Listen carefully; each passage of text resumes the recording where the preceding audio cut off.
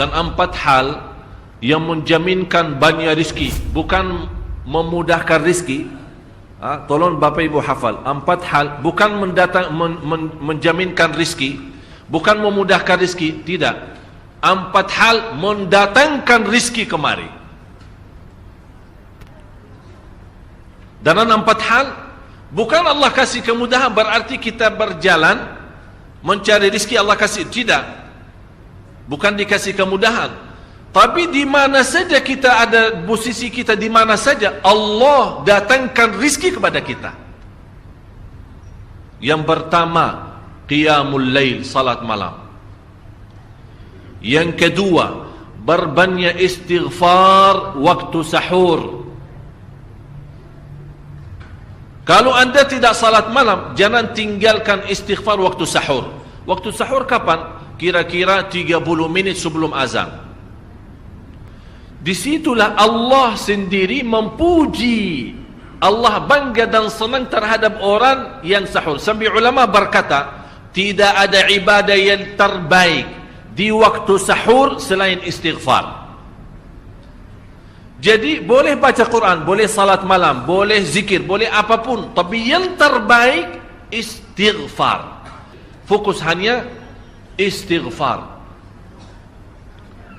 Astaghfirullah wa atubu ilaih, termasuk istighfar Allahumma anta rabbi la ilaha illa ant, yang Bapak Ibu tahu sayyidul istighfar, yang terutama, yang paling luar biasa. Allahumma anta rabbi la ilaha illa anta khalaqtani wa ana abduka wa ana ala ahdika wa wa'dika mastata'at a'udzu bika min syarri ma sana'at abu'u laka bi ni'matika alayya wa abu'u bi dhanbi faghfirli fa innahu la yaghfiru adh-dhunuba. Ya Allah, kalau kita fahami doa ini luar biasa. Oleh karena itu kata Rasulullah, barang siapa yang membaca sayyidul istighfar, kemudian di malam hari dengan keyakinan dia meninggal habis baca istighfar, masuk surga. Masuk surga. Berarti ini salah satu doa yang menjaminkan dengan mudah masuk surga.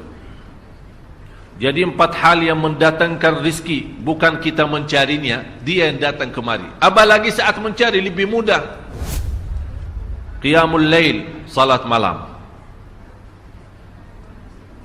Tapi dalam bahasa, mohon maaf Bapak Ibu, dalam bahasa Arab disebut qiyamul lail, bukan salat. Tapi kalau diterjemahkan dalam bahasa kita salat. Tapi kenapa di situ qiyamul lail? Diberikan qiyamul lail, qiyam artinya berdiri. Berarti lama. Saking lama berdiri dikaitkan jadi qiyamul lail. Qumil laila ya ayyuhal muzammil. Apa terus? Qumil lail, berdirilah saat malam. Berdirilah, bukan salatlah malam, tidak, berdirilah malam hari. Itu dahsyatnya di situ berdiri. Qiyamul lail. Yang kedua, berbanyak istighfar. Yang ketiga, berbanyak sedekah. Sebenarnya bukan istilah berbanyak sedekah. Kadang-kadang orang bersedekah 100 juta, udah saya sudah bersedekah 100 juta. Bukan itu. Bukan yang dimaksud berbanyak sedekah itu dari sisi uang itu banyak atau sedikit, bukan. Yang dimaksud rahasia sedekah, ta'ahudus sedekah, istiqamah bersedekah. Istiqamah itu tidak menjadi masalah besar maupun kecil. Itu tidak menjadi masalah, karena bagi Allah tidak ada artinya besar maupun kecil. Kita tidak memberikan kepada Allah karena Allah Maha Kaya. Tapi rahasia sedekah itu kita terus menerus sedekah, siang, pagi, malam, siang, pagi, malam, pagi, besok, terus minggu depan, tidak pernah berhenti. Setiap ada kesempatan selalu kita membawa sedekah. Itu namanya ta'ahudus sedekah. Ta'ahud kalau dalam bahasa sebuah janjian, seolah-olah kita ada kontrak kerjasama antara diri dengan apa? Dengan sedekah. Itu kata ta'ahud, ahad, berjanjian. Saya berjanji, seolah-olah ada berjanjian antara kita dalam sedekah. Jadi tidak boleh terlepas dari berjanjian, seolah-olah kita menghormati berjanjian. Bagaimana menghormati? Kita terus kerjasama. Kita beri, Allah ganti berkah sedekah. Kita beri lagi, Allah ganti masih terus. Kita beri, masih Allah terus ganti. Itulah dahsyatnya sedekah. Jadi Bapak Ibu, jangan nunggu hari tertentu, bulan tertentu, malam tertentu kita bersedekah. Jangan. Setiap kita merasa ada berita baik, ada berita maupun ada berita buruk yang menyakiti perasaan kita, di rumah tangga kita, anak kita, suami kita, istri kita, apapun, langsung segera sedekah. Disitulah rahasianya. Ikatkan seolah-olah kita sudah membuat perjanjian antara diri dan sedekah. Dalam segala hal, hal senang maupun hal tidak, hal bahagia maupun hal sedih, hal bangga maupun hal lagi menghadapi kesusahan, kesulitan, selalu sehat dan sakit. Terus yang keempat, zikir, berzikir pagi hari dan sore hari. Berzikir pagi hari dan sore hari. Ini 4 hal Bapak Ibu. Berdiri malam hari, itu yang namanya tahajud, banjanya atau lamanya berdiri. Berbanyak istighfar waktu sahur. Yang ketiga, berbanyak sedekah.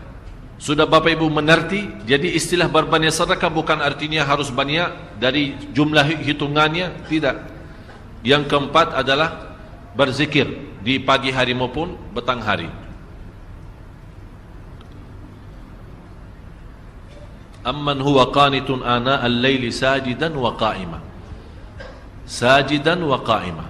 Jadi Bapak Ibu, saat kita berdiri lama, walaupun baca satu ayat, diulangi berkali-kali, walaupun baca surah pendek, tapi diulangi berkali-kali, tidak menjadi masalah.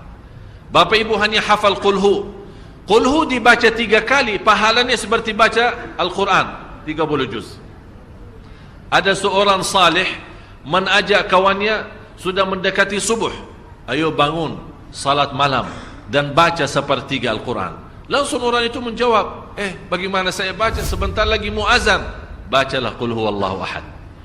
Salat malam dan qul huwallahu ahad. Jadi Bapak Ibu, yang saya harap, jangan susah fikir, ya Allah saya mau baca apaan. Tidak usah susah fikir. Baca dan nikmati, yang penting nikmati bacaan. Walaupun qul huwallahu ahad setiap hari. Kalau kita pusing baca, Allah tidak akan pusing mendengar. Malah Allah paling senang mendengar bisikan bacaan dan bisikan doa kita malam hari. Allah paling senang mendengar bisikan doa munajat kita malam hari. Itu luar biasa.